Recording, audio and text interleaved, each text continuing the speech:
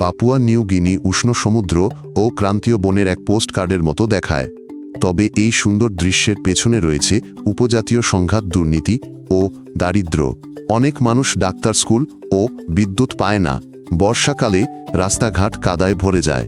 আনুষ্ঠানিক নরমাংস ভক্ষণ ও ডাইনি শিকার এখন অতীত। তবে তাদের স্মৃতি ভয় ও গুজব হিসেবে বেঁচে আছে। আজ বেশিরভাগ মানুষ শান্তিতে বাস করে, তবে রাষ্ট্রের পুলিশ, স্বাস্থ্যকর্মী ও শিক্ষকের অভাব আছে। এতে সংঘাত দ্রুত মেটানো কঠিন হয়, আর ডাইনি অপবাদ প্রাপ্তদের সাহায্য করা যায় না।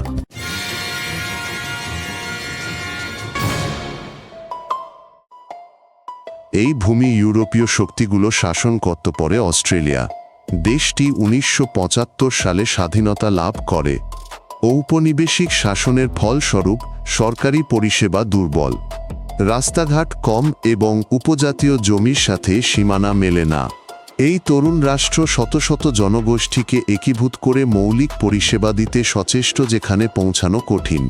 যখন স্থানীয় নেতাদের সাথে সিদ্ধান্ত নিয়ে আলোচনা করা হয় এবং সরল ভাষায় ব্যাখ্যা করা হয়, তখন সংস্কার দ্রুত হয় ও প্রতিরোধ কমে। দ্বিতীয় বিশ্বযুদ্ধের সময় দ্বীপগুলো জাপানি ও মিত্রবাহিনীর মধ্যে তীব্র যুদ্ধের কেন্দ্র ছিল। কোকোডা ট্রেইলে অস্ট্রেলীয় সেনারা ও স্থানীয় বাহকরা পাহাড়ের মধ্য দিয়ে রসদ টানত। রোগ ও খাদ্যাভাব বুলেটের মতোই প্রাণঘাতী ছিল। যুদ্ধ এমনিতেই দুর্বল অবকাঠামো ভেঙে দিয়েছিল। এটি পরিবারে আঘাত ও ক্ষতি রেখে গেছে। আজও স্মৃতিসৌধ ও জাদুঘর সেই ঘটনার কথা মনে করিয়ে দেয়। অস্ট্রেলীয়দের সাথে যৌথ কাজের স্মৃতি আজও সহযোগী নির্বাচনে প্রভাব ফেলে। দেশে বহু ভাষায় কথা বলা হয়। গ্রামগুলো পাহাড়, নদী ও জঙ্গল দিয়ে বিচ্ছিন্ন। এটি অভিন্ন পাঠ্যপুস্তক ও স্বাস্থ্য কর্মসূচি তৈরি কঠিন করে তোলে। শহরে প্রায়শই সরকারি ভাষা ব্যবহৃত হয়, কিন্তু গ্রামীণ এলাকায় পুরনো প্রথা ও গোত্রীয় নিয়ম বেশ শক্তিশালী। এর ফলে সরকারি উদ্যোগগুলো প্রায়শই অনুবাদ ও আস্থার অভাবে ব্যর্থ হয়। যেখানে কর্তৃপক্ষ সম্মানিত প্রধান ও অনুবাদকদের যুক্ত করে এবং আগে থেকে সম্প্রদায়ের সাথে পদক্ষেপগুলি সমন্বয় করে, সেখানে টিকাকরণ, স্কুল ও সাহায্য মানুষের কাছে পৌঁছায়। অতীতে কিছু এলাকায় মৃত আত্মীয়দের সম্মান জানাতে ভক্ষণের রীতি ছিল। এর ফলে কুরু রোগ হতো, যা মস্তিষ্ক আক্রান্ত করত এবং সবসময় মৃত্যু আনত। চিকিৎসক ও স্থানীয় নেতারা রোগের সাথে প্রথার সম্পর্ক বোঝালে সেই প্রথা ত্যাগ করা হয়। নতুন কেস আর দেখা যায়নি। আজ নরমাংস ভক্ষণের গল্প সাধারণত গুজব বা অপরাধ। এগুলোর সাথে ঐতিহ্যের যোগ নেই। মূল শিক্ষা স্পষ্ট: জনসচেতনতা, স্বাস্থ্যকর্মীদের কাজ এবং সহজ ব্যাখ্যা সবচেয়ে বিপজ্জনক প্রথাও পরিবর্তন করে। জমি শুকনো বিয়ে ও পুরনো বিবাদ নিয়ে ঝগড়া মাঝে মাঝে সংঘর্ষে রূপ নেয়। ওঁত পেতে আক্রমণ ও হাতে গড়া অস্ত্র ব্যবহার করা হয়। নিরীহ মানুষ কষ্ট পায়। জাদুটোনার অভিযোগ আগুনে ঘি ঢালে। সন্দেহভাজনদের মারধর বা তাড়িয়ে দেওয়া হতে পারে। যেখানে মধ্যস্থতাকারী পুলিশ ও চার্চের নেতারা কাজ করেন, সেখানে পক্ষগুলো ক্ষতিপূরণ নিয়ে বোঝাপড়া করে। যাদের উপর কুৎসা রটানো হয়, তাদের নিরাপদ স্থানে লুকিয়ে রাখা হয়।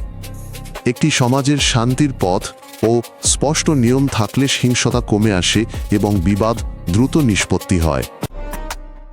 নারীরা প্রায়শই মারধর ও হুমকির সম্মুখীন হন।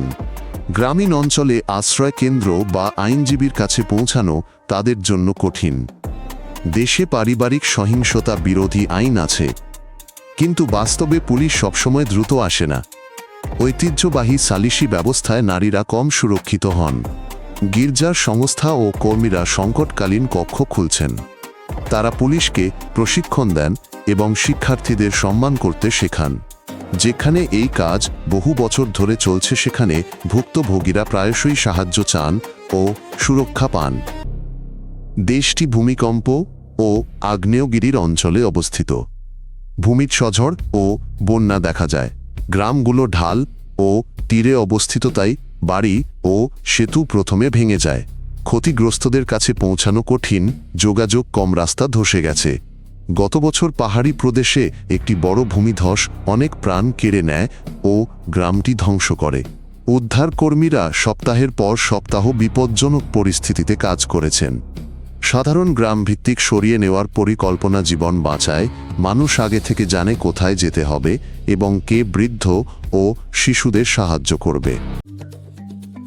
মাটির নিচে সোনাতা মাগ্গাস আছে, বনে আছে মূল্যবান কাঠ, কিন্তু বেশিরভাগ মানুষ দরিদ্র। বড় প্রকল্পের আয় প্রায় রাজধানী ও ঠিকাদারদের পকেটে যায়। গ্রামে একই সমস্যা থাকে, ডাক্তার নেই, বিদ্যুৎ নেই, ভালো রাস্তাও নেই। যেখানে কিছু অর্থ স্কুল জল সরবরাহ ও স্বাস্থ্যকেন্দ্রে যায়, সেখানে পরিবর্তন দেখা যায়। সাধারণ সংক্রমণে মৃত্যু কমে, ক্লাসে শিশুর সংখ্যা বাড়ে, কৃষকরা ফসল শহরে নিয়ে গিয়ে আয় করতে পারে। মূল কথা হলো স্বচ্ছ অর্থ প্রদান ও সমাজের নজরদারি। কাঠ কাটা ও বিক্রি থেকে বাজেটে বড় অঙ্কের অর্থ আসে, কিন্তু এতে নানা দ্বন্দ্ব সৃষ্টি হয়। নদী দূষণ, পাইপের ত্রুটি বা অংশ নিয়ে বিতর্ক এর কারণ। স্থানীয়রা সৎ চুক্তি ও কর্মসংস্থান চায়, আর কোম্পানিগুলো চায় স্পষ্ট নিয়ম। যেখানে চুক্তি স্বচ্ছ এবং আয়ের অংশ স্থানীয় প্রকল্পে ব্যয় হয়, সেখানে বিরোধিতা কম দেখা যায়। বন রক্ষা করা এবং কাটা গাছপালা আবার লাগানো জরুরি। দেশের পশ্চিমে একটি বড় তামা সোনা খনিতে পরিবেশগত সমস্যা দেখা গেছে। এটি অসতর্ক সিদ্ধান্তের মূল্য ও নিয়ন্ত্রণের গুরুত্ব দেখায়। পাহাড় ও ঘন জঙ্গল ছোট রাস্তাকেও দীর্ঘ করে তোলে। বহু গ্রাম পায়ে চলা পথেই যুক্ত, সড়ক পথে নয়। বর্ষাকালে মাটি ধসে যায়, গাড়ি আটকে পড়ে, ভ্যাকসিন ও আটা পৌঁছায় না। সাধারণ সমাধানগুলি সবচেয়ে কার্যকর: নুড়ি পাথর নিষ্কাশন ব্যবস্থা, মজবুত রাস্তার ধার, পথচারীদের সেতু ও ছোট বিমান ঘাঁটি। যখন রাস্তা বৃষ্টিতে অটুট থাকে, তখন স্বাস্থ্যকর্মী সময় মতো পৌঁছান। বাচ্চারাও স্কুল কামাই করে না, কৃষকরা বাজারে যেতে পারেন, খাবারের দাম কমে যায়। পরিবার আর ফসলের উপর পুরোপুরি নির্ভরশীল থাকে না। পোর্ট মোরসবি ডাকাতি, গাড়ি চুরি ও হামলার জন্য পরিচিত। এর কারণ বেকারত্ব, দারিদ্র্য ও দুর্বল বিচার ব্যবস্থা।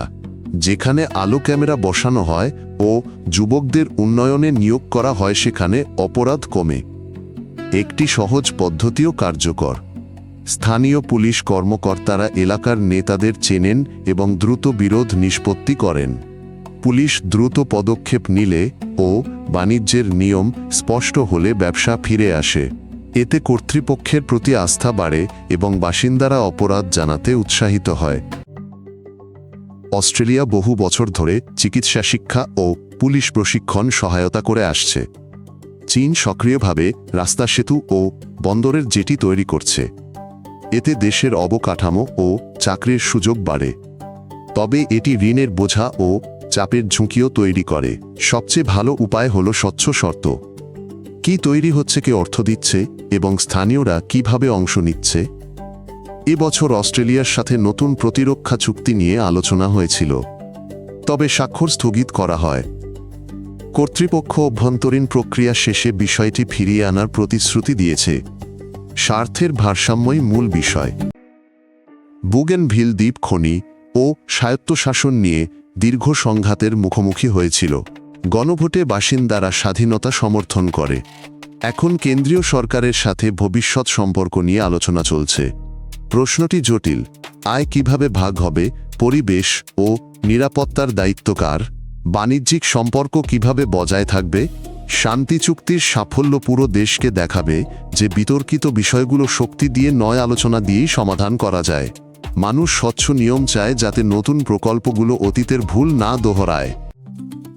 সংস্কৃতি উজ্জ্বল ও প্রাণবন্ত। গানঢাক, স্বর্গীয় পালকমুখ সজ্জা ও বর্ণাঢ্য শোভাযাত্রা এর অংশ। সিং বিভিন্ন অঞ্চলের মানুষকে একত্রিত করে। এটি শিল্পকর্ম ও পরিবেশনা থেকে আয় এবং সহযোগিতার সুযোগ দেয়। পর্যটকরা এসব দেখতে আসে। সম্প্রদায় আয়ের অংশ স্কুল ও স্বাস্থ্যকেন্দ্রে ব্যয় করে। পরিবেশনা ও হস্তশিল্পের অধিকার নিশ্চিত হলে বিরোধ কমে। তাতে বাসিন্দাদের লাভ বাড়ে। ঐতিহ্য সংরক্ষণ কেবল দায়বদ্ধতা নয়, এটি অর্থ ও সম্মানের উৎস। সিদ্ধান্ত স্পষ্ট: খনিজ আয়, রাস্তা, বিশুদ্ধ জলবিদ্যুৎ ও স্কুলে লাগান। নারী ও ডাইনি অপবাদ প্রাপ্তদের রক্ষা করুন। আলোচনার মাধ্যমে উপজাতিদের মধ্যে শান্তি আনুন ও দুর্নীতি দমন করুন।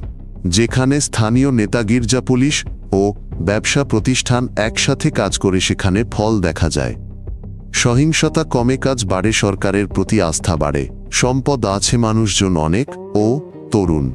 স্বচ্ছতা ও জন অংশগ্রহণ বজায় রাখলে সবাই পরিবর্তন অনুভব করবে। যদি আগ্রহী হন, নতুন পর্বের জন্য সাবস্ক্রাইব করুন। আমরা সংক্ষেপে ও কাজের কথা বলি।